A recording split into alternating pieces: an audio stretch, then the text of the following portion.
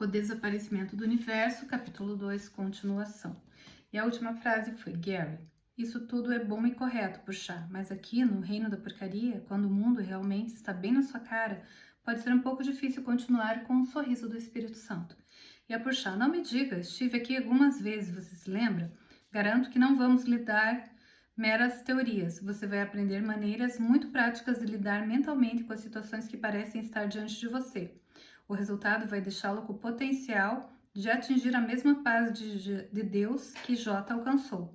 Nesse instante, você acredita que certas coisas têm que acontecer no mundo para você ser feliz.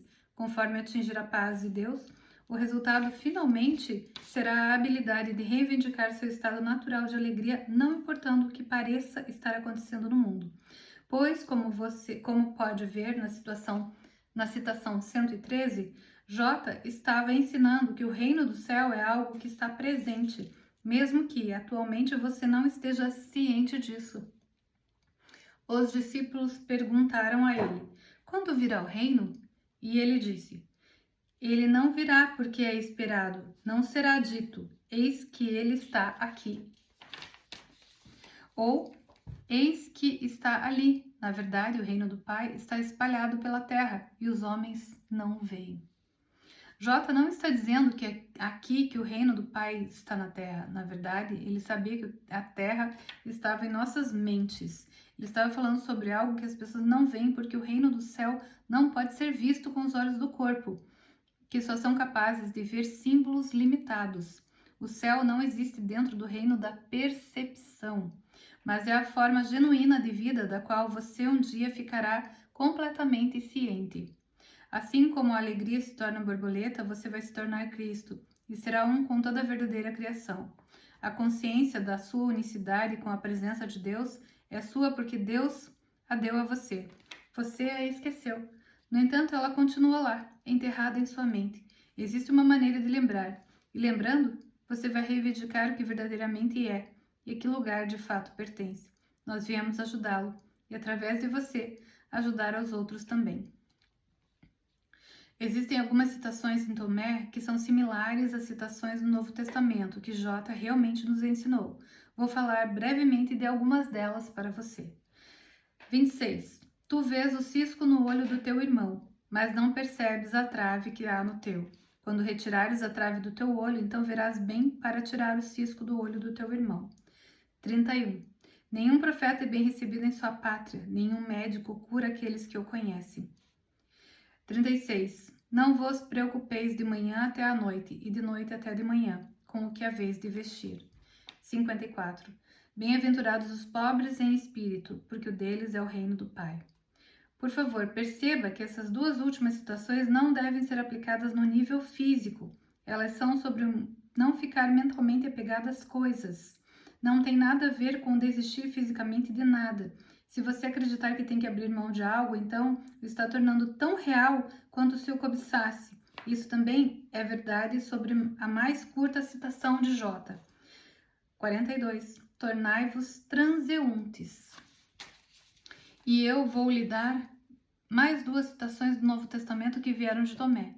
94.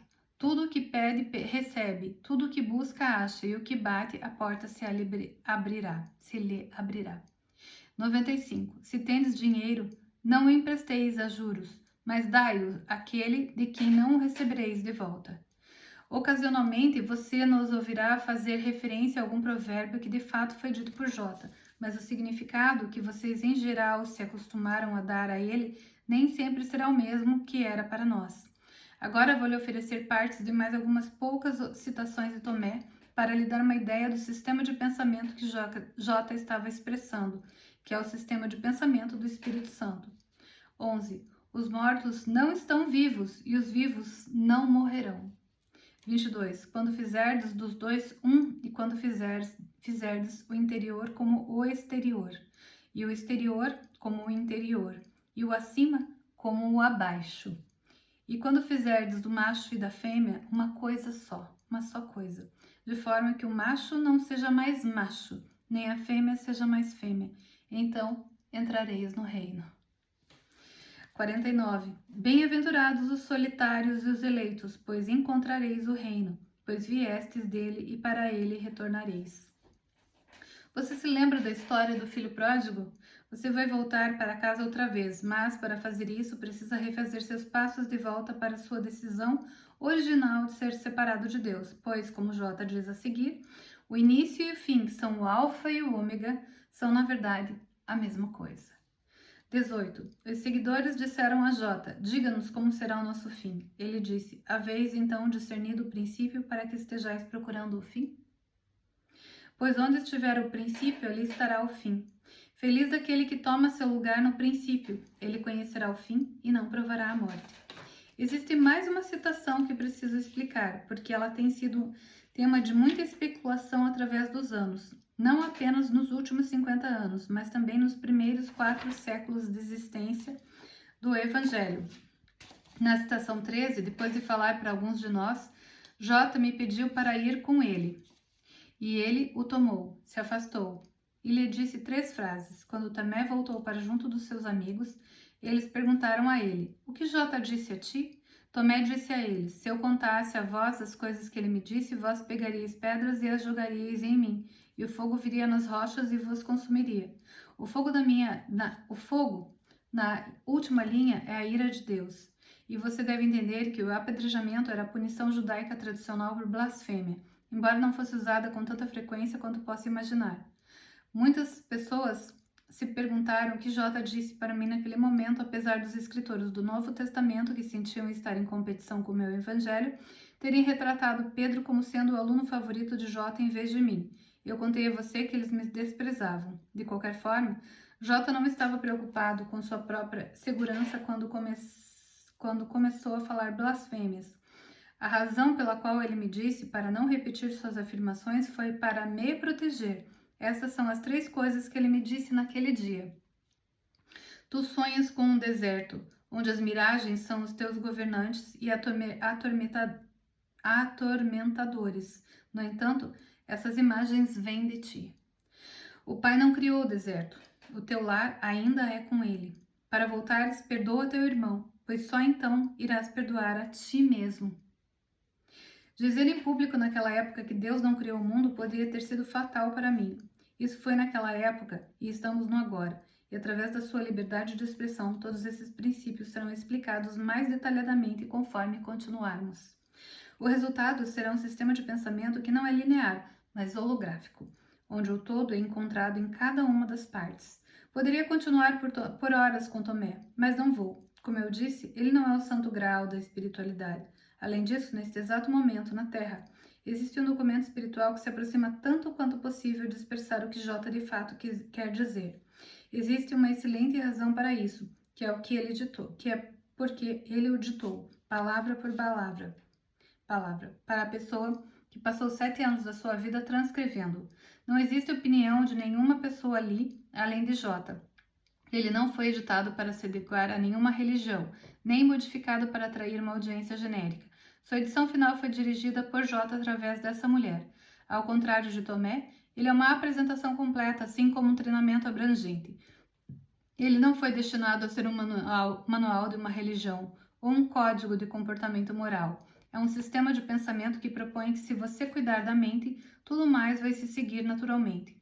Felizmente, esse ensinamento, conhecido como um curso em milagres, não foi projetado para trazer mais uma organização obcecada em mudar um mundo de sonhos em vez da mente do sonhador. Ele é um autoestudo, uma metamorfose de cada pessoa em Cristo, que é feita no nível da mente entre você e J, ou entre você e o Espírito Santo, se você preferir pensar dessa maneira. Qualquer um deles vai funcionar. Isso coloca na posição afortunada de poder aprender muito mais com o mestre do que poderia ter feito há 2000 anos. Se você estiver preparado para usufruir dele, e ele deveria mesmo ser chamado de mestre. Muitos chamam assim a mesmos, mas você não os vê saindo por aí curando os doentes e ressuscitando os mortos. Eu vou falar de 2 quadrinhos que estão aqui. O primeiro, que eu não li: assim como a lagarta se torna borboleta, você vai se tornar Cristo e será um com toda a verdadeira criação. E o outro quadrinho, que acabou de aparecer aqui, é um curso em milagres, é um autoestudo, uma metamorfose de cada pessoa em Cristo, feita no nível da mente. Os 2 quadrinhos falaram quase a mesma coisa. Existem coisas que as pessoas do mundo são capazes de compreender no alvorecer desse novo milênio, que simplesmente não eram capazes de compreender no passado. A mensagem de J não mudou, mas sua habilidade de compreendê-la mudou por causa de um panorama mais amplo do mundo e da mente. J só pode conduzir as pessoas usando conceitos que elas possam compreender. No final, tudo exceto Deus é uma metáfora, mas existem ensino e aprendizado a serem feitos no meio tempo. Eu já lhe disse que as pessoas do mundo nunca vão viver em paz até que tenham paz interior. A paz interior e a verdadeira força são os objetivos principais de um curso em milagres. Mas ele tem uma maneira única de realizar isso dentro de você. O mundo vai mudar como um resultado disso, mas não é para isso que o curso existe. Ele existe para você. Ele é um presente, mas também um desafio. Você algumas vezes vai ouvir pessoas dizendo que o curso é simples, mas raramente vai ouvir alguém dizer que é fácil. O mundo vai parecer mudar para você de vez em quando, porque o curso lida com a causa de tudo, em vez de com os efeitos. E o que é este mundo além de um efeito? Isso certamente não é o que o mundo acredita, mas não há nada a se falar a respeito deste mundo. E o arte? Antes de irmos, queremos que fique pronto para as próximas 3 semanas. Você será guiado em relação ao que deve fazer e deveria se lembrar de pedir orientação ao Espírito Santo quando tiver tempo. Seja prático, não é preciso perguntar a ele se está tudo certo em tomar uma xícara de café, a menos que isso seja um problema para você. Mas não tome decisões importantes por conta própria, a menos que seja uma emergência e você não tenha tempo de perguntar. Então, automaticamente receberá orientação se precisar. Em relação à nossa próxima visita, voltaremos em 21 dias e você tem trabalho a fazer nesse ínterim. Por favor, diga-me brevemente do que você se recordar de que quando sua mãe costumava ler para você a alegoria da caverna de Platão. Apenas me dê uma ideia geral sobre o que se lembra. A gente vai continuar esse mesmo capítulo em cenas do próximo capítulo. Mas ele falou de paz, ele falou da lagarta, né? Um curso em milagres é um autoestudo, uma metamorfose de cada pessoa em Cristo, feita no nível da mente. E é exatamente isso. Assim como a lagarta se torna borboleta, você vai se tornar Cristo e será um com toda a verdadeira criação. É isso que nós estamos buscando, voltarmos a ser um com Cristo. Coisa que a gente nunca deixou de ser. A gente nunca saiu do céu, mas a gente esqueceu disso. E a gente vive um holograma aqui, como se fosse bem real. Então, nosso objetivo é encontrar a paz aqui dentro. E não estou falando dentro do corpo, é dentro, é interna. É uma paz que ela vem com a meditação, com a contemplação e com a escolha. Com a escolha. É escolher a paz. É escolher Deus. É colocar a tua vida nas mãos dele. Como ele falou aqui, não é para pedir qualquer informação. Toma um café, não toma um café. Mas se você achar que você deve perguntar isso, pergunte. Mas é colocar cada coisa que você fizer nas mãos de Deus. Senhor, o que queres que eu faça? Aonde queres que eu vá? O que queres que eu diga e para quem? Rege o meu caminho, me orienta, me guia, me transforma, esteja comigo a todo instante.